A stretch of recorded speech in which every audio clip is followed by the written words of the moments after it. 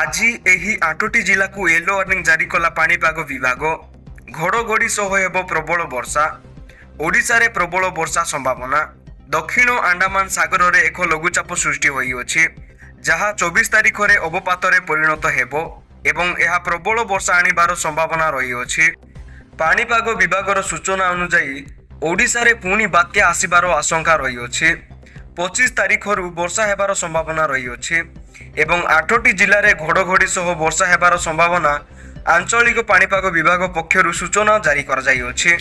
ସୂଚନା ଅନୁସାରେ 8ଟି ଜିଲ୍ଲାରେ ଘଡ଼ଘଡ଼ି ସହ ବର୍ଷା ହେବାର ସମ୍ଭାବନା ରହିଅଛି। ତେବେ ପାଣିପାଗ ବିଭାଗ ପକ୍ଷରୁ ଏହିଭଳି କିଛି ସୂଚନା ବର୍ତ୍ତମାନ ସମୟରେ ଆସିଅଛି।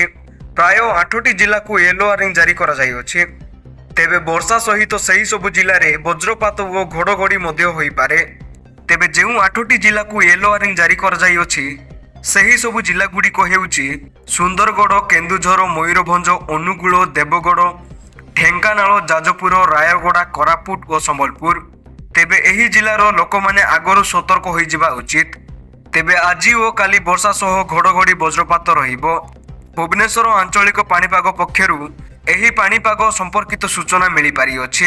ତେବେ ବର୍ଷା ପାଇଁ ଆଗରୁ ସଚେତନ ହୋଇ ଲୋକମାନେ ନିଜ ନିଜର ସତର୍କତା ସହ ଯାତ୍ରା କରିପାରିବେ।